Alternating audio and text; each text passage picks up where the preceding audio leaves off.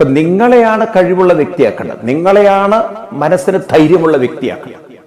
അപ്പൊ അതിന് നാം നമ്മളെ കുറിച്ച് പഠിക്കണം, നമ്മുടെ സത്തയെ കുറിച്ച് പഠിക്കണം, നമ്മുടെ ശാസ്ത്ര സത്യത്തെ കുറിച്ച് പഠിക്കണം.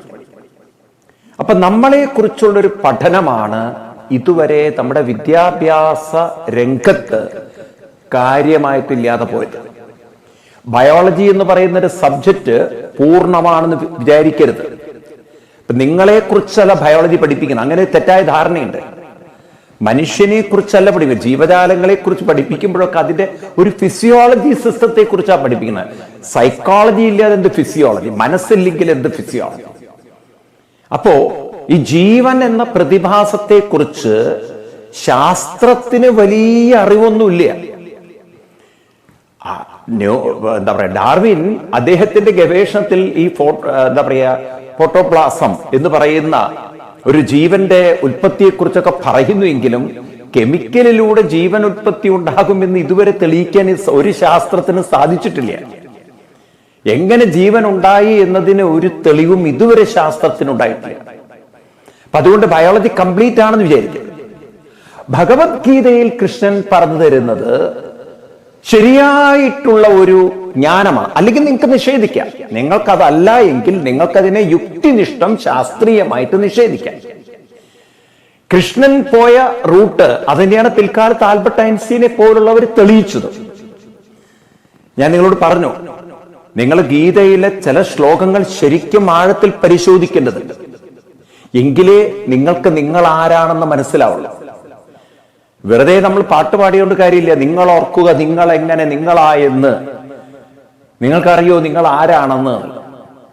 അപ്പൊ നിങ്ങൾ ആരാണെന്ന് നിങ്ങൾ കണ്ടുപിടിച്ചാൽ മാത്രമേ നിങ്ങളുടെ ജീവിതത്തിൽ പല സമസ്യകൾക്കും പ്രശ്നങ്ങൾക്കും പ്രയാസങ്ങൾക്കും നിങ്ങൾക്ക് പരിഹാരം ശരിയായ വിധത്തിൽ കണ്ടെത്താൻ പറ്റുള്ളൂ.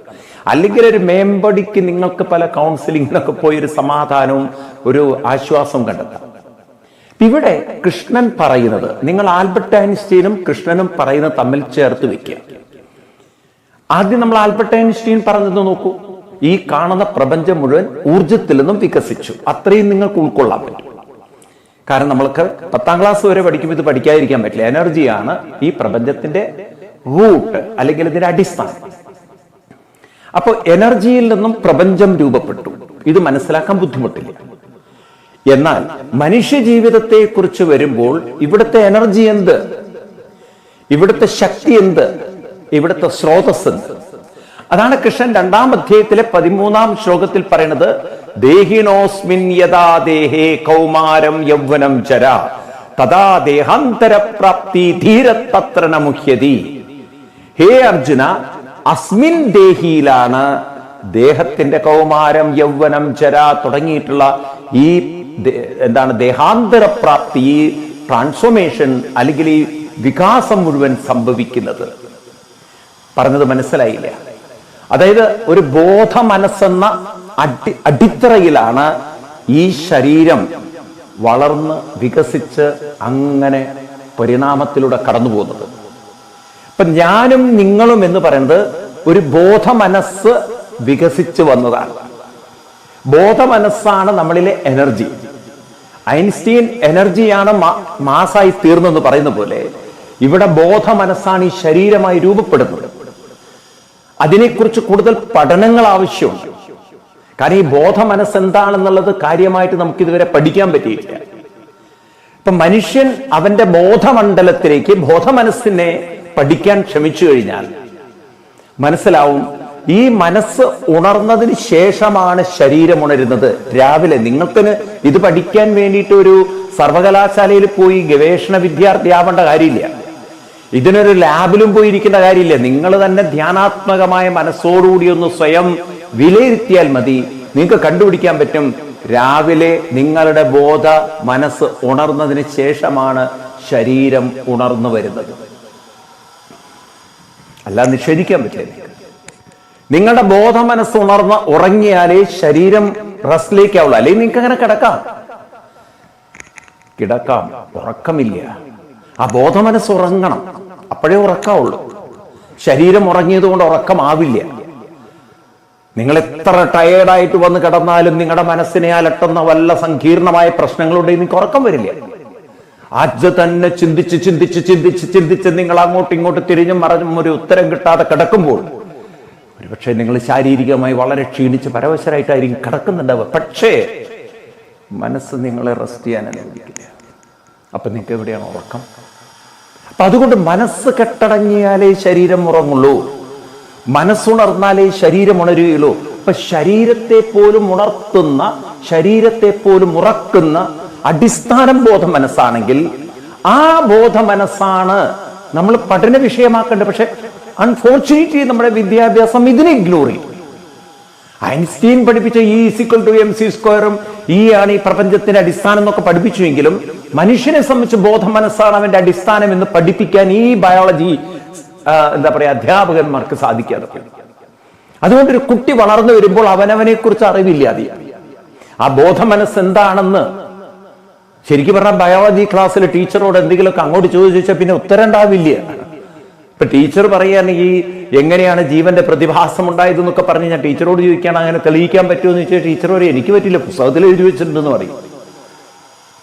ഈ മനസ്സെങ്ങനെ രൂപപ്പെട്ടു എന്ന് ചോദിച്ചു കഴിഞ്ഞാൽ ടീച്ചർക്ക് അറിയില്ല. മനുഷ്യന്റെ മനസ്സ് എവിടെയാന്നൊരു ബയോളജി ടീച്ചറോട് ചോദിച്ചു നോക്കൂ, ഉത്തരം ഉണ്ടാവില്ല അവർക്ക്. ബ്രെയിനിന്റെ കത്താണെന്ന് അവർ പറയും. എന്നാൽ ഈ ബ്രെയിനിന്റെ കത്താണ് മനസ്സെന്നുണ്ടെങ്കിൽ ടീച്ചർ അങ്ങനെ തന്നെ സമ്മതിക്കണം. ഈ ബ്രെയിനിന്റെ കത്താണ് മനസ്സെന്നുണ്ടെങ്കിൽ ഈ മനസ്സ് പലയിടത്തും സഞ്ചരിക്കുന്നുണ്ടല്ലോ. അവിടെ മാത്രമല്ലല്ലോ മനസ്സിരിക്കുന്നത്, എല്ലായിടത്തും സഞ്ചരിക്കുന്നില്ലേ? രാത്രി ഉറക്കത്തിൽ നമ്മുടെ ബ്രെയിൻ റെസ്റ്റ് ചെയ്യുന്നു, ശരീരം ഉറങ്ങുന്ന സമയത്ത് അത് റെസ്റ്റ് ചെയ്യുന്നു, രാവിലെ ആകുമ്പോൾ അത് ഉണർന്നു വരുന്നു. അപ്പൊ നോക്കൂ, ബ്രെയിനിന്റെ അകത്താണെങ്കിൽ അത് ശ്രദ്ധിക്കേണ്ട വിഷയമല്ല ഇതൊക്കെ. നമ്മുടെ മനസ്സ് കെട്ടടങ്ങിയതിന് ശേഷമേ ബ്രെയിൻ പോലും കെട്ടടങ്ങാൻ പറ്റുള്ളൂ. കാരണം മനസ്സുറങ്ങിയിട്ടേ ശരീരം ഉറങ്ങുന്നുള്ളൂ, മനസ്സുണർന്നാലേ ശരീരം ഉണരുന്നുള്ളൂ. ബ്രെയിൻ ശരീരത്തിന്റെ ഒരു ഭാഗമാണ്. പിന്നെ നിങ്ങളുടെ കാലിലൊരു വേദന വന്നു കഴിഞ്ഞാൽ അത് ആ ഭാഗത്ത് എന്തെങ്കിലും ഒരു ഓപ്പറേഷൻ വേണ്ടി വന്നാൽ ആ ഭാഗത്ത് അനസ്തീഷ്യ കൊടുത്താൽ മതി. പല്ലിന് കുഴപ്പമുണ്ടെങ്കിൽ പല്ലിന്റെ ഭാഗത്ത് അനസ്തീഷ്യ തന്നാൽ മതി. അപ്പൊ ആ ഭാഗത്തേക്കുള്ള നെർവ്സിനെ മരവിപ്പിച്ചു കഴിഞ്ഞാൽ പിന്നെ അവിടെ വേദന അനുഭവിക്കും. അപ്പൊ അവിടെ വേദന വരുന്നെങ്കിൽ മനസ്സിന്റെ പ്രവർത്തനം അവിടേക്ക് ഉണ്ട് എന്നല്ലേ? അപ്പൊ മനസ്സ് ബ്രെയിനിൽ മാത്രം ഒതുങ്ങി നിൽക്കുന്നതാണ്, ശരീരം മുഴുവൻ വ്യാപിച്ചിരിക്കുന്നു. അപ്പോ മനസ്സിലാക്കേണ്ടത് ഈ സയൻസ് എന്ന് പറയുന്നത് നമ്മൾ പഠിക്കുന്നത് മുഴുവൻ പൂർണ്ണമല്ല. അപ്പൊ നമുക്ക് നമ്മളെ കുറിച്ച് പഠിക്കണം. അപ്പൊ നിങ്ങൾ പഠിച്ചു വരുമ്പോൾ നിങ്ങൾക്ക് മനസ്സിലാവും ഒരു ബോധ മനസ്സിലാണ് നമ്മുടെ ശരീരം എന്ന വ്യക്തിത്വം നിൽക്കുന്നത്.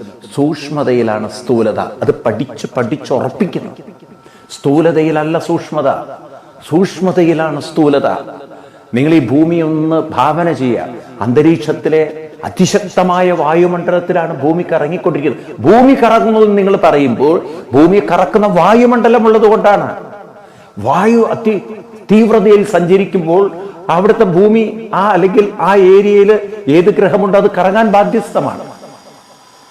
അപ്പോ ഇതാണ് നമ്മൾ മനസ്സിലാക്കേണ്ടത്. നമ്മൾ പഠിക്കുമ്പോൾ പലതും ശ്രദ്ധയോടുകൂടി പഠിക്കാത്തത് കൊണ്ട് നമുക്ക് നമ്മളെക്കുറിച്ച് വേണ്ടത്ര അവബോധമില്ലാതെ നിൽക്കട്ടെ.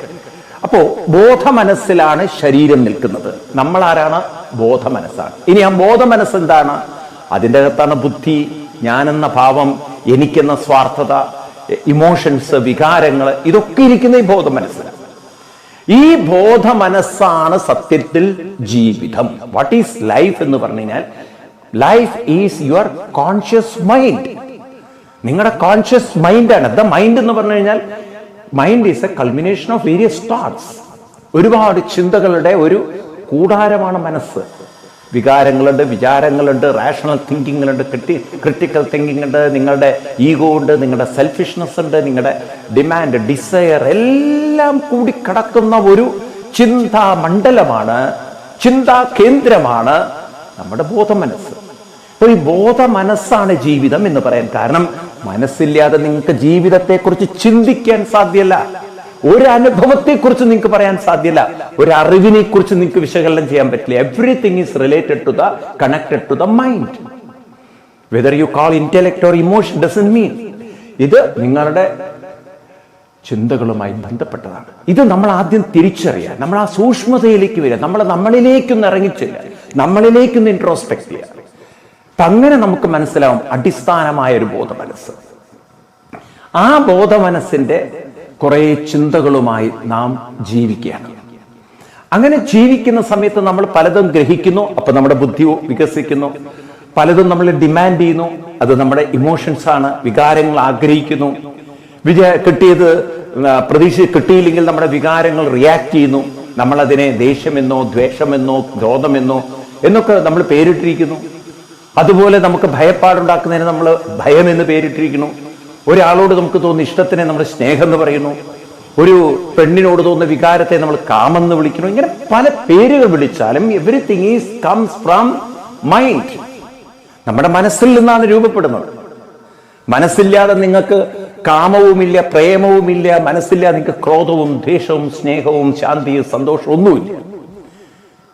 രാത്രി ഉറക്കത്തിൽ കെട്ടടങ്ങി കിടക്കുന്ന സമയത്ത് നിങ്ങൾക്ക് എന്ത് വികാരമുണ്ട്, നിങ്ങൾക്ക് എന്ത് ചിന്തകളുണ്ട്, എല്ലാം നിങ്ങളുടെ ബോധമനസ്സുമായി ബന്ധപ്പെട്ടിട്ടുണ്ട്. ഈ ബോധമനസ്സിനെ നമുക്ക് പഠിക്കേണ്ടതുണ്ട്. കാരണം ജീവിതം ബോധമനസ്സിലാണെങ്കിൽ, ജീവിതം ബോധമനസ്സുമായി ബന്ധപ്പെട്ടതാണെങ്കിൽ, ആ ബോധമനസ്സിനെ കുറിച്ച് പഠിക്കാത്ത ജീവിതം എങ്ങനെ ജീവിതമാവും? അതാണ് നമ്മുടെ സയൻസിന് പറ്റിയ തെറ്റ്. ഗീത വിജയിച്ചതും അവിടെയാണ്. നമ്മുടെ ജീവിതത്തിൽ നമുക്ക് വേണ്ടുന്ന ഒരു മാനസികമായ ശക്തിയും കരുത്തും ധൈര്യവും ഊർജവും ഒക്കെ നേടണമെങ്കിൽ ഈ ബോധമനസ്സിനെ കുറിച്ച് പഠിച്ചേ പറ്റുള്ളൂ. ഭഗവത്ഗീത പഠിക്കുന്നത് കൊണ്ടുള്ള ഗുണവും അതാണ്. സത്യത്തിൽ ഭഗവത്ഗീത പഠിച്ചാൽ നമുക്ക് തന്നെ നമ്മളിൽ ഒരു വ്യത്യസ്ത വ്യക്തിത്വത്തെ രൂപപ്പെടുത്താനുള്ള കഴിവുണ്ട്. അർജുനനിൽ അത് രൂപപ്പെടുത്തിയത് കൊണ്ടാണല്ലോ ഭഗവത്ഗീത ഇത്രയും സുപ്രസിദ്ധമായത്. ഈ ലോകം മുഴുവൻ ഭഗവത്ഗീതയെ ആരാധിക്കാനും ആദരിക്കാനും ആചരിക്കാനും പ്രചരിപ്പിക്കാനും ഒക്കെ തുടങ്ങിയത്. നിങ്ങൾ നോക്കൂ, ഏത് മതഗ്രന്ഥമുണ്ട് ഒരു തരത്തിലുള്ള നിർബന്ധവും ഇല്ലാതെ പ്രചരിപ്പിക്കപ്പെടുന്നത്? നിങ്ങൾ നോക്കൂ. ഇന്ന് ഇസ്ലാം മതം പ്രചരിപ്പിക്കുന്ന ഖുർആൻ മുഴുവൻ കുട്ടികളെ മദ്രസയിൽ കമ്പൽസറി ആയിട്ട് പിടിച്ചിരുത്തിയിട്ടാണ്. അല്ലെങ്കിൽ അവർക്ക് ഒരുപാട് വിലക്കുകളും പ്രശ്നങ്ങളും പ്രയാസങ്ങളും അനുഭവിക്കേണ്ടി വരും. ഇഷ്ടപ്പെട്ടിട്ടാണോ കുട്ടികൾ മദ്രസയിൽ പോകുന്നത്? നിങ്ങൾ കൊച്ചു കുട്ടികളോട് ബോറടിക്കുന്നു രാവിലെ തന്നെ. പിന്നെ അതിന്റെ തലയിൽ അങ്ങനെ കുത്തി കുത്തി കുത്തി കുത്തി പാവം ഇന്നസെന്റ് മൈൻഡുകളാണ്, അതിനറിയില്ല എന്താന്നുള്ളത്. അതിനങ്ങനെ ബ്രെയിൻ വാഷ് ചെയ്യപ്പെടുകയാണ്. സത്യം പറഞ്ഞാൽ ഇവിടെ ജനാധിപത്യത്തെക്കുറിച്ചും മതേതരത്വത്തെക്കുറിച്ചും കോൺസ്റ്റിറ്റ്യൂഷനെ കുറിച്ചും പറയുന്നവരുണ്ടല്ലോ, ഈ കുട്ടികൾ അനുഭവിക്കുന്ന ദുരിതങ്ങളെ കുറിച്ച് ഒരക്ഷരം മിണ്ടില്ല. മതത്തിന്റെ പേരിൽ പാവം ബാലപീഡകൾ അനുഭവിക്കുന്നവരെ കുറിച്ച് എന്ത് പറയാനുണ്ട്? ആർക്കാണ് അതിൽ വോയിസ് ഉള്ളത്? ആരെങ്കിലും അതിനെ എതിർക്കൂ? ഇത് ഹിന്ദു മതത്തിലായിരുന്നെങ്കിൽ ഇവിടെ എന്ത് കോലാഹലം ഉണ്ടാകുമായിരുന്നു? കാരണം സംഘടിത ശക്തി, അതും ആക്രമിക്കാനും നശിപ്പിക്കാനും വളരെയധികം ശൗര്യമുള്ള തീവ്രവാദമുള്ള സ്വഭാവമുള്ള ഒരു ശക്തിയായിട്ട് ഒരു മതം വളരുമ്പോൾ ആളുകൾ ഭയപ്പെടുന്നു. കാരണം അവരെ സംബന്ധിച്ച് അവരുടെ ജീവനാണ് ഏറ്റവും വലുത്. രാഷ്ട്രീയക്കാരൻ എന്ത് ഇസം പറഞ്ഞാലും ശരി, അവൻ ഇത്തരം കാര്യങ്ങളിലൊന്നും എതിർക്കാത്തത് എന്തുകൊണ്ടാണ്? അവനെ നിലനിൽപ്പിനെ പേടിക്കുകയാണ്. അവന് എല്ലാ ഇസവും അവിടെ കൊണ്ട് തീരും അവന്റെ. അതല്ലേ നിങ്ങൾ നോക്കൂ, നിങ്ങൾ ഈ ലോകം മുഴുവൻ ഇത്തരത്തിലുള്ള അക്രമ ചിന്തകളിലൂടെ മതം പ്രചരിപ്പിക്കാൻ ശ്രമിക്കുന്നതിന്റെ ദുരന്തം എന്താണ് ഉണ്ടാവുന്നത്? കുറേ സ്ത്രീകൾ അങ്ങനെ ദുരിതത്തിലാവുന്നു, കുട്ടികൾ ദുരിതത്തിലാവുന്നു. കുറെ ആണുങ്ങളുടെ കയ്യിൽ മത തീവ്രവാദം കയ്യേറി അവസാനം ആയുധം കൊണ്ട് മതം കൊണ്ട് നടക്കേണ്ട ഗതികേടിലേക്ക് അവരെത്തി. ആശയമല്ല അവരുടെ വലുത്, ആയുധമായി തീർന്നു. അപ്പൊ ഇവിടെയൊക്കെയാണ് ഭഗവത്ഗീതയുടെ മഹത്വം. ഈവൻ ബൈബിൾ നോക്കൂ നിങ്ങൾ. ഒരു കാലഘട്ടത്തിൽ ബൈബിൾ എത്ര പ്രിന്റ് ചെയ്തിട്ടാണ് അടിച്ച് ഫ്രീ ആയിട്ട്. ഞാൻ കോളേജിലൊക്കെ പഠിക്കുന്ന സമയത്ത് ട്രെയിനിൽ ബൈബിൾ കൊണ്ടുതരുമായിരുന്നു. സത്യത്തിൽ അന്ന് വിഷമം തോന്നി, ഒരു മതഗ്രന്ഥം ഇങ്ങനെ കൊടുക്കേണ്ട ഒരു എന്താണ് പറയാ, ഇങ്ങനെ വെറുതെ കൊടുക്ക, ട്രെയിനിലൊക്കെ ഇങ്ങനെ ഇട്ടിട്ട് പോവുക. കഷ്ടം തോന്നി അന്നത്തെ കാലത്ത് ആ മതത്തോടൊക്കെ. കാരണം ഒരു വിലയില്ലാതെ ഇപ്പോഴല്ലേ ഇവരുടെയൊക്കെ മതം എന്നുള്ളത്. കാരണം ആരും അത് അന്വേഷിച്ചു പോകുന്നവരില്ല. എന്നാൽ ഭഗവത്ഗീതയുടെ കാര്യത്തിൽ ഞാനൊരു ഹിന്ദുവായ ഞാൻ ഒരു കാലഘട്ടത്തിലും കണ്ടില്ല ഒരു ട്രെയിനിലോ ബസ്സിലോ എവിടെയെങ്കിലുമൊക്കെ ഭഗവത്ഗീത ഫ്രീ ആയിട്ട് കൊണ്ടുതരുന്നത്. കാശ് കൊടുത്തിട്ട് തന്നെ ഞാൻ മേടിച്ചത്. എല്ലാവരും കാശ് കൊടുത്തിട്ടാണ് മേടിക്കുന്നത്. എന്തേ ഇത്രയും ഇത് മേടിക്കേണ്ടതായിട്ട് തോന്നിയത്? കാരണം അതിലെന്തോ കാതലുണ്ട്, അതിലെന്തോ മനുഷ്യജീവിതവുമായി ബന്ധപ്പെട്ട കാര്യങ്ങളുണ്ട്. ഇന്നത്തെ വലിയ ഫേമസ് ആയിട്ടുള്ള മാനേജ്മെന്റ് എക്സ്പേർട്ടുകൾ ഗീത കോട്ട് ചെയ്യുമ്പോൾ ഇന്നത്തെ കാലഘട്ടത്തിന് വേണ്ടുന്ന ഹയസ്റ്റ് മാനേജ്മെന്റ് ഗീതയിൽ ഉള്ളത് കൊണ്ടല്ലേ. ഇന്നത്തെ ടോപ്പസ്റ്റ് ലീഡേഴ്സ് നിങ്ങൾ നോക്കൂ, സയൻസിന്റെ തലത്തിലായാലും ശരി, നിങ്ങൾ എക്കണോമിയുടെ തലത്തിലായാലും അവരൊക്കെ കോട്ട് ചെയ്യുന്നത് ഭഗവത്ഗീതയാണ്. അപ്പൊ അതിൽ നിന്നൊക്കെ മനസ്സിലാക്കേണ്ടതാണ്, ഭഗവത്ഗീതയ്ക്ക് എന്തോ ചില കാര്യങ്ങൾ നമുക്ക് തരാനുണ്ട്, നമ്മളുടെ വ്യക്തിത്വത്തെ രൂപപ്പെടുത്താനുള്ള ഒരു കഴിവ് അതിലുണ്ട് എന്നുള്ളത്. ഈ സത്യം നമ്മൾ മനസ്സിലാക്കിയാൽ നമുക്ക് ഭഗവത്ഗീതയിലൂടെ നമ്മുടെ ജീവിതത്തെ മാറ്റം വരുത്താം. അപ്പോൾ നമ്മളെന്ന വ്യക്തിത്വം എന്താണ്? നമ്മളിൽ എന്ന വ്യക്തി, നമ്മുടെ വ്യക്തിത്വം എന്ന് പറഞ്ഞാൽ എസൻസ്, നമ്മളിലെ വ്യക്തി ശരീരമാണ്. അതുമാണ് നമ്മൾ ആണെന്നോ പെണ്ണെന്നോ ഒക്കെ പറയുന്ന ഒരു പേഴ്സൺ. പക്ഷെ വാട്ട് ഈസ് എ പേഴ്സണാലിറ്റി? നമ്മുടെ തത്വം എന്താണ്? വ്യക്തിത്വം. അത് നമ്മളിലെ ബോധം, മനസ്സാണ്. വ്യക്തിത്വത്തിലാണ് വ്യക്തി നിൽക്കുന്നത്, ഒരു ശക്തിയിലാണ് രൂപം നിൽക്കുന്നത് എന്ന് ഐൻസ്റ്റീൻ പറഞ്ഞ പോലെ ശക്തിയിലാണ് വ്യക്തി നിൽക്കുന്നത്. ഈ ശക്തി ബോധ മനസ്സാണ്. ഇനി നമുക്ക് കുറച്ചുകൂടി ആഴത്തിലേക്ക് കടക്കേണ്ടിയിരിക്കുന്നു. ആ മനസ്സെന്ന് പറയുന്നത് അതിൽ ഓൾറെഡി നമ്മൾ കൊണ്ടുവന്ന കുറെ ഇംപ്രഷൻസ് ഉണ്ട്. എന്താണ് ഇംപ്രഷൻസ്? നമ്മുടെ ഇഷ്ടാനിഷ്ടം. ഇത് നിങ്ങൾ കൊച്ചു കുട്ടികളിലേക്ക് നോക്കിയാൽ നിൽക്കുന്നത് മനസ്സിലാവും. ഒരു കുട്ടി, പ്രസവിച്ചു വന്ന കുട്ടി പോലും അതെങ്ങനെ കിടക്കുന്നു എന്ന് തീരുമാനിക്കുന്നത് അതിൻ്റെ ഉള്ളിലുള്ള ചില ഇഷ്ടാനിഷ്ടങ്ങളുണ്ട്. കണ്ടുപിടിക്കാൻ വളരെ എളുപ്പമൊന്നുമല്ല. അത് കിടക്കുന്ന രീതി, കരയുന്ന രീതി, അതിൻ്റെ ഉള്ളിൽ അതിൻ്റെ കുറെ ഇഷ്ടങ്ങളുണ്ട്. എല്ലാ കുട്ടികളുടെയും സ്വഭാവം ഒരുപോലെയല്ല. ചിലവര് ഉണർന്നു കഴിഞ്ഞാൽ അങ്ങനെ കണ്ണു തുറന്ന് ചിരിച്ചിരിക്കും, ചിലത് അങ്ങനെ വാശി പിടിച്ച് കരയും, ചിലര് അമ്മയല്ലാതെ ഒരാളെ അടുപ്പിക്കില്ല. എനിക്ക് അമ്മ മതി, ആ ഭയങ്കര ഇൻസെക്യൂരിറ്റി ഫീൽ ചെയ്യുന്ന കുട്ടികൾ. ചിലരാണെങ്കിൽ ആരെടുത്താലും കുഴപ്പമില്ല, ആരുടെ അടുത്തേക്ക് പോകുന്ന കുട്ടികൾ. ചിലവർ ചെറുപ്പത്തിലെ ടാക്കറ്റീവാണ്, ചിലർ ഒരക്ഷരം മിഡിൽ എങ്ങനെ പോകും, ചിലർ വളരെയധികം റിസർവായിട്ട്, ചിലർ വളരെ ഓപ്പണായിട്ട്. ഇതൊക്കെ ആരാ അവരുടെ ക്യാരക്ടർ രൂപപ്പെടുത്തിയത്? നിങ്ങൾക്ക് തോന്നുന്നുണ്ടോ അത് അച്ഛൻ്റെ അമ്മയുടെയും ജെനറ്റിക്സ് ആൻഡ് ജീനിൽ നിന്ന് വന്നാണെന്ന്? അങ്ങനെയാണെങ്കിൽ അച്ഛൻ്റെയും അമ്മയുടെയും ജീനിൽ നിന്നുണ്ടാവുന്ന മറ്റു കുട്ടികൾക്ക് അപ്പം നിങ്ങൾ പറയും വേറെ. അപ്പോഴും നിങ്ങൾ ആക്സെപ്റ്റ് ചെയ്യേണ്ടിയിരിക്കുന്നു, ഈ അച്ഛൻ്റെയും അമ്മയുടെയും ശരീരമല്ലല്ലോ അവരുടെ സ്വഭാവം. സ്വഭാവത്തിനല്ലേ സ്വഭാവം ഉണ്ടാവുള്ളൂ. അപ്പൊ തീർച്ചയായിട്ടും ഒരാളുടെ സ്വഭാവം മറ്റൊരാളെ സ്വാധീനിക്കുന്നു നിങ്ങൾ പറയുമ്പോൾ ഇതെന്ന് എന്താ മനസ്സിലാക്കേണ്ടത്? നിങ്ങൾ ഒരാൾ ജനിച്ചു വരുമ്പോൾ സ്വഭാവത്തെ കൊണ്ടുവരുന്നു തന്നെയല്ലേ അർത്ഥം. അത് അച്ഛൻ്റെ ആയാലും അമ്മയുടെ ആയാലും പൂർവ്വ 7 തലമുറയുടേതായാലും, അങ്ങനെയുള്ള ഇപ്പം ഈ ജനറ്റിക് സയൻസ് പഠിപ്പിക്കുന്നത് 7 തലമുറകളുടെ ആരുടെയെങ്കിലൊക്കെ ചില ജീനുകൾ നമ്മളിൽ ഉണ്ടാവാണ്. അപ്പൊ ആരുടെയെങ്കിലൊക്കെ ജീനുകൾ ഉണ്ടാവും. ദാറ്റ് മീൻസ് വി ആർ അതിനെ ഇങ്ങനെ കൊണ്ടുപോകണം. അതൊരു നമ്മള് തലമുറകളായിട്ട് നമ്മളൊരു ലീനേജ് നമ്മൾ കൊണ്ടുവരല്ലേ. അപ്പൊ പരമ്പരാഗതമായിട്ട് നമ്മൾ പറയുന്ന പോലെ പാരമ്പര്യമായിട്ട് നമ്മൾ ചില ചിന്തകളെ കൊണ്ടുവരുന്നു എങ്കിൽ, ചില സംസ്കാരങ്ങളെ നമ്മൾ കൊണ്ടുവരുന്നു എങ്കിൽ, നിങ്ങൾ സമ്മതിക്കേണ്ടിയിരിക്കുന്ന ഓരോ കുട്ടിയും ജനിച്ചു വരുമ്പോൾ ചില ഇംപ്രഷൻസുമായിട്ടാണ് വരുന്നത്. അപ്പൊ ഇംപ്രഷനുമായിട്ട് വരുന്ന ഓരോ വ്യക്തിയിലും അവരവരുടെ ഇഷ്ടാനിഷ്ടങ്ങൾ നിറഞ്ഞു നിൽക്കുമ്പോൾ പിന്നീടുള്ള ജീവിതം മുഴുവൻ ഈ ഇഷ്ടാനിഷ്ടങ്ങളുടെ തലത്തിലായിരിക്കും അവർ ഡെവലപ്പ് ചെയ്യുന്നത്. ഇപ്പം എന്താണ് ബേസിക്കലി ഇഷ്ടാനിഷ്ടങ്ങൾ? എൻ്റെ ഇഷ്ടങ്ങൾക്കനുസരിച്ച് ജീവിതം വന്നാൽ മാത്രമേ, അനുകൂലമായാൽ മാത്രമേ എനിക്ക് സന്തോഷവും സുഖവും സൗഖ്യവും ഉള്ളൂ. എൻ്റെ ഇഷ്ടത്തിന് വിരുദ്ധമായി, ഇപ്പൊ ഒരു കുട്ടി നോക്കൂ, അത് കിടക്കുന്ന രീതിക്ക് വിരുദ്ധമായി അതിനെ കിടത്തിയാൽ അത് കരയും. കാരണം അതിൻ്റെ ഇഷ്ടത്തിനെതിരാണ്. അതിൻ്റെ ഇഷ്ടം എന്ന് പറയുന്നത് ചിലപ്പം അതിനിഷ്ടപ്പെട്ട ആഹാരം വേറെയാണ്, പക്ഷെ അതിനിഷ്ടമല്ലാത്തതൊന്ന് കൊടുത്തു കഴിഞ്ഞാൽ അത് കരയാൻ തുടങ്ങും. അത് വളരെയധികം ഷൗട്ട് ചെയ്യും, ചിലപ്പം ഭക്ഷണത്തെ എറിയും. ഇഷ്ടമല്ലാത്തത്. അപ്പൊ അച്ഛൻ ഒരു സാധനം വാങ്ങിച്ചു കൊടുത്തു, കുട്ടി പറഞ്ഞു എനിക്ക് ഇത് തന്നെ വേണം. ആ സാധനം കുറച്ച് കോസ്റ്റ്ലിയാണ്, അച്ഛൻ അത്ര അഫോർഡ് ചെയ്യാൻ പറ്റില്ല, അച്ഛൻ വേറൊന്ന് വാങ്ങിച്ചു കൊടുത്തു. ആ കുട്ടി ആ സാധനം എടുത്ത് ഒരൊറ്റ ഏറ് കൊടുക്കുക, കാരണം കുട്ടിക്ക് അത് വേണ്ട, കുട്ടിയുടെ ഇഷ്ടം മറ്റേതാണ്. പിന്നെ നമ്മൾ സ്ട്രോങ് ഇഷ്ടാനിഷ്ടങ്ങളുമായിട്ട് വന്ന് ജീവിക്കുമ്പോൾ അവസാനം എന്തുണ്ടാവും?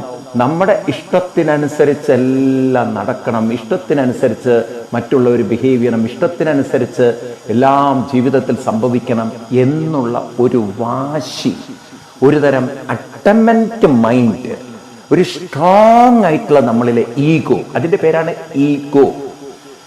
നമ്മളുടെ ഇഷ്ടത്തിനനുസരിച്ച് കാര്യങ്ങൾ നടക്കണമെന്ന ഒരു വാശി. അതങ്ങനെ നടക്കുമ്പോൾ നമുക്ക് അങ്ങനെ ആഗ്രഹിക്കാം, പക്ഷേ പലപ്പോഴും അങ്ങനെ നടന്നില്ലെങ്കിൽ അത് മനസ്സിനെ വളരെയധികം താളത്തെറ്റിക്കും, റെസ്റ്റ്ലെസ് ആക്കും. ഈ റെസ്റ്റ്ലെസ്നെസ് ഒരുപക്ഷെ നമ്മൾ ഇഗ്നോർ ചെയ്യും, തുടക്കത്തിലൊക്കെ ഇഗ്നോർ ചെയ്യും, കാരണം it is A part of life. പക്ഷേ ഈ റെസ്റ്റ്ലെസ്നെസ് ആണ് പിന്നീട് നമ്മളെ നമ്മുടെ ക്യാരക്ടറിനെ വളരെയധികം സ്വാധീനിക്കുന്നത്, നമ്മുടെ ഹെൽത്തിനെ ബാധിക്കുന്നത്. മൈൻഡ് എന്ത് നെഗറ്റീവായിട്ട് റെസ്റ്റ്ലെസ് ആയിട്ട് ബിഹേവ് ചെയ്യുന്നുണ്ടോ, റിയാക്ട് ചെയ്യുന്നുണ്ടോ, മനസ്സിൽ നിന്നും ഈ ശരീരത്തിലേക്ക് ഉൽപ്പാദിപ്പിക്കപ്പെടുന്ന കുറേ അനാവശ്യമായ കെമിക്കൽസ് ഉണ്ട്. ഇത്തരം അനാവശ്യമായ നമ്മുടെ ശരീരത്തിന് ഉണ്ടാകുന്ന ഈ കെമിക്കൽസാണ് പിൽക്കാലത്ത് നമ്മളെ പല രോഗത്തിലേക്കും വഴിതെളിയിക്കുന്നത്. അപ്പം നമുക്ക് ഉള്ളിൽ ഒരു കാര്യം നമുക്ക് ബോധ്യം വേണം. അനാവശ്യമായ പ്രതികരണങ്ങൾ, അനാവശ്യമായ പ്രതിഷേധങ്ങളും അനാവശ്യമായ മാനസിക പിരിമുറുക്കങ്ങളൊക്കെ നമുക്ക് നാളത്തെ രോഗങ്ങളാണ്. ഇതാണ് ആദി വ്യാധിയാവുക എന്ന്. പലരും ഇതൊന്നും തിരിച്ചറിയില്ല. ചെറുപ്പത്തിൽ തന്നെ കുട്ടിക്ക് പഠിക്കാൻ ഇഷ്ടമില്ലാത്ത കുറേ വിഷയങ്ങൾ, അത് പഠിക്കാൻ ഇഷ്ടമില്ല എന്നുള്ള വെറുപ്പ്, അത് പഠിക്കുമ്പോൾ ഉണ്ടാകുന്ന വെറുപ്പ്, പഠിച്ച് തലയിൽ കയറ്റാനുള്ള ബുദ്ധിമുട്ട്, പരീക്ഷ വരുന്ന സമയത്തുള്ള ഭയം, ഇത്തരം വികാരങ്ങളൊക്കെ ചെറുപ്പത്തിലെ കുട്ടികളെ ഭാവിയിൽ ഒരു രോഗിയാക്കാൻ ഇത്രയും മതി. ഒരു 45-50 വയസ്സാകുമ്പോഴേക്കും ബിപിയും ഷുഗറും വരാൻ വേറെ എവിടെയും പോവണ്ട.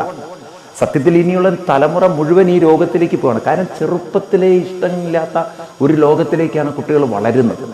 ഈ ലോകം എന്ന് പറഞ്ഞാൽ പഠിക്കുക, ഒരുപാട് പഠിക്കണം, സിലബസ് ഒരുപാട്. ഇപ്പം ഞാനിത് പറയുന്ന സമയത്ത് വലിയൊരു ഡിസ്കഷൻ കേരളത്തിൽ നടന്നുകൊണ്ടിരിക്കുകയാണ് വിദ്യാഭ്യാസ മന്ത്രി അധ്യാപകരുമായിട്ട്. കാരണം ഇനിയിപ്പോൾ ഫെബ്രുവരിയായി, മാർച്ച് പരീക്ഷയിൽ, ഇതിൻ്റെ ഇടയിൽ എങ്ങനെ സിലബസ് തീർക്കപ്പത്ത് എടുത്ത സിലബസിനെ ബേസ് ചെയ്തിട്ട് ചോദ്യങ്ങളുണ്ടാക്കി കുട്ടികൾക്ക് പരീക്ഷ നടത്തിക്കൂടെ എന്ന് അധ്യാപകർ. വിദ്യാഭ്യാസ മന്ത്രി പറഞ്ഞു ഫുൾ തീർത്തേ പറ്റുള്ളൂ, കാരണം നമ്മുടെ ക്വാളിറ്റി ഓഫ് എഡ്യൂക്കേഷൻ നിങ്ങൾ കോംപ്രമൈസ് ചെയ്യരുത്. കാരണം മറ്റ് പല സംസ്ഥാനങ്ങളും പറയുന്നത് കേരളത്തിൽ കണ്ടമാനം മാർക്ക് കൊടുത്ത് ജയിപ്പിക്കണം, അതുകൊണ്ട് കേരളത്തിലെ കുട്ടികളെ അത്തരം സംസ്ഥാനങ്ങളിൽ വരുന്നത് എടുക്കരുതെന്നാണ്. ഈ കുട്ടികൾക്ക് ടെസ്റ്റ് നടത്തിയിട്ട് എടുക്കാവുന്നതാണ്. കാരണം ഇവിടെ ഒരുപാട് മാർക്ക് കൊടുത്ത് ജയിപ്പിക്കുമ്പോൾ, കണ്ടമാനം മാർക്ക് കൊടുക്കുമ്പോൾ, മറ്റ് സംസ്ഥാനങ്ങളിൽ അവർ സ്ട്രിക്റ്റ് വാല്യുവേഷൻ ചെയ്യുമ്പോൾ അവിടുത്തെ കുട്ടിയേക്കാൾ ഇവിടുത്തെ കുട്ടിക്ക് മാർക്ക് കൂടുതൽ. ഇപ്പോൾ പല സംസ്ഥാനങ്ങളിലും, കഴിഞ്ഞ കൊല്ലം ഡൽഹിയിലൊക്കെ ഈ പ്രശ്നമുണ്ടായി. കാരണം കുറേ കുട്ടികൾ കേരളത്തിൽ നിന്ന് ഉദ്യോഗസ്ഥന്മാരുടെയൊക്കെ മക്കൾ തിരിച്ച് ഡൽഹിയിലൊക്കെ പോയി അവിടെ ജോയിൻ ചെയ്യുമ്പോൾ അവിടുത്തെ കുട്ടികൾക്ക് 80% മാർക്ക് അല്ലെങ്കിൽ 70% മാർക്ക് കിട്ടുമ്പോൾ ഇവിടെ 95-99% മാർക്ക്. അപ്പം ഇവർ വിചാരിച്ചു ഹൈലി ഇന്റലിജന്റ് ആയതുകൊണ്ടാണ്. പിന്നീട് മനസ്സിലാക്കി ചവിട്ടി കയറ്റി വിട്ടതാണെന്നുള്ളത്. പരീക്ഷ പോലും നടത്താതെ 99% മാർക്ക് കിട്ടണമെങ്കിൽ കേരളത്തിൽ തന്നെ പഠിക്കണം, വേറെ എവിടെയും പഠിക്കാൻ പാടില്ല. കഷ്ടം. അതല്ല ഞാനിത് പറയുമ്പോണ്ടല്ലോ, കഴിഞ്ഞ SSLC പരീക്ഷയിൽ റിസൾട്ട് വന്നപ്പോൾ ഒരു മനുഷ്യനെ എഴുതിയിട്ടില്ല, അയാൾ പാസ്സായിരിക്കുന്നു. അയാൾ പറഞ്ഞ എൻ്റെ മകനെ എഴുതിയിരിക്കണം, ഞാൻ എഴുതിയിട്ടില്ലേ, ഞാനും കൂടെ പാസ്സായിരിക്കണം. ഇത് മകൻ എഴുതിയിട്ട് അച്ഛൻ പാസ്സാവണം ഈ കേരളത്തിലല്ലേ പറ്റുള്ളൂ, വേറെ എവിടെയും പറ്റുമെന്ന് എനിക്ക് തോന്നില്ല. ഭാഗ്യം അവരുടെ വീട്ടിൽ പശുവിനെ വളർത്താതിരുന്നത്, കാരണം അതുപോലും പരീക്ഷ പാസ്സായിട്ടുണ്ടാകും. ഈ തരത്തിലൊക്കെ ക്വാളിറ്റി ഇല്ലാതെ കുട്ടികളെ പാവം ഒരുപാട് മാർക്ക് കൊടുത്ത് പ്രോഗ്രസ് കാർഡിൽ മാർക്ക് ഉണ്ടായിട്ട് എന്താ കാര്യം? അപ്പൊ ഇപ്പൊ അവര് മറ്റ് സംസ്ഥാനങ്ങൾ തീരുമാനിച്ചു കുട്ടികൾക്ക് എന്തായാലും എൻട്രൻസ് ടെസ്റ്റ് ചെയ്യണമെന്ന്. ഇപ്പൊ വരുന്ന കുട്ടികൾക്കൊക്കെ ഇനിയിപ്പോൾ ടെസ്റ്റ് നടത്തുമ്പോൾ ആ കുട്ടി പാസ്സായില്ലെങ്കിൽ ഈ 99% മാർക്ക് കിട്ടിയിട്ട് എന്താ കാര്യം? അപ്പോഴാണ് ഇവിടുത്തെ ഗവൺമെന്റിന് മനസ്സിലായത് ഇതങ്ങനെ ചവിട്ടിക്കൂട്ടി ചവിട്ടി വിട്ടുകഴിഞ്ഞാൽ ഇതൊന്നും എപ്പോഴും വിജയിക്കില്ല. ഇപ്പൊ അവർക്ക് മനസ്സിലായി ഇത് കാര്യം കുട്ടികളെ സിലബസ് മുഴുവൻ പഠിപ്പിക്കുക തന്നെ വേണം. കാരണം നാളെ ഇതിനെ ബേസ് ചെയ്തിട്ട് ആ കുട്ടിക്ക് എൻട്രൻസ് പരീക്ഷ വേറെ എവിടെയും വെച്ച് കഴിഞ്ഞാൽ ആ കുട്ടി വരെ ഞങ്ങളുടെ സ്കൂളിൽ ഇതൊന്നും പഠിപ്പിച്ചിട്ടില്ല പറഞ്ഞു കഴിഞ്ഞാൽ നാണക്കേടല്ലേ കേരളത്തിന്, നാണക്കേടല്ലേ? അപ്പൊ അതുകൊണ്ട് ഇപ്പൊ അവർ പരീക്ഷ മുഴുവൻ നടത്തണം എന്നൊക്കെ പറഞ്ഞാൽ അധ്യാപകരോട് ഞങ്ങളെ കൊണ്ട് പറ്റില്ല എന്ന് മിനിസ്റ്റർ പറഞ്ഞു, നിങ്ങൾ ചെയ്തേ പറ്റുള്ളൂ, ഞങ്ങൾക്ക് പറ്റൂല, ഒക്കൂല, ഞങ്ങൾക്ക് നിങ്ങൾ ഒത്തേ പറ്റുള്ളൂ. അങ്ങനെ ഒക്കൂല, ഒത്തേ പറ്റുള്ളൂ എന്നുള്ള ഫൈറ്റ് നടന്നുകൊണ്ടിരിക്കുകയാണ്. എന്താ പറയാ? അപ്പോ ഇഷ്ടാനിഷ്ടങ്ങളുടെ ലോകത്തിൽ നമ്മൾ ജീവിക്കുമ്പോൾ നമ്മൾ ഇഷ്ടപ്പെട്ടിട്ടില്ലെങ്കിലും പലതും നമുക്ക് നേരിടേണ്ടതുണ്ട്, അനുഭവിക്കേണ്ടതുണ്ട്, കാണേണ്ടതുണ്ട്. അതിനെങ്ങനെ നമ്മൾ അഭിമുഖീകരിക്കും? ഇത് ഗീത വളരെ മനോഹരമായിട്ട് നമുക്ക് പറഞ്ഞു തരുന്നു എന്നുള്ളതാണ് ഗീതയുടെ മഹത്വം. ഏതായാലും 5-ാം അധ്യായത്തിലേക്ക് നമ്മൾ കടക്കുമ്പോൾ നമ്മൾ അഭിമുഖീകരിക്കുന്ന പല പ്രശ്നങ്ങൾക്കുമുള്ള ഉത്തരം വളരെ വ്യക്തമായി നമുക്കതിലൂടെ കണ്ടെത്താൻ സാധിക്കും.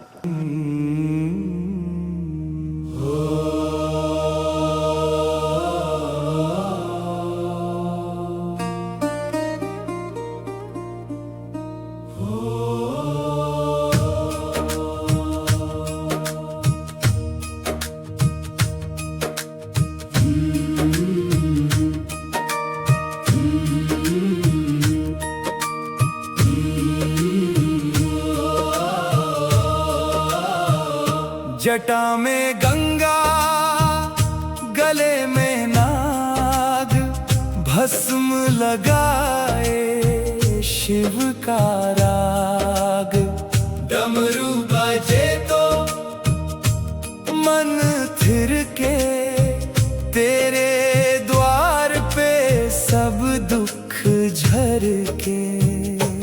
तेरी शरण में आया हूँ, खाली हाथों लाया हूँ, जो भी मेरा सब तेरा, हे भोले मैं तेरा। कब से भटका कब से डोला, अब तो बस तेरा नाम ही बोला। मन का दीपक तू ही जलाए, अंधियारे में राह दिखाए।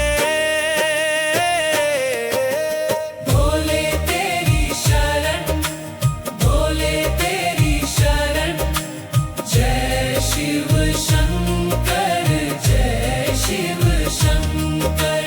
भोले तेरी शरण, ओ भोले तेरी शरण, तेरी कृपा से जीवन हो धन्य।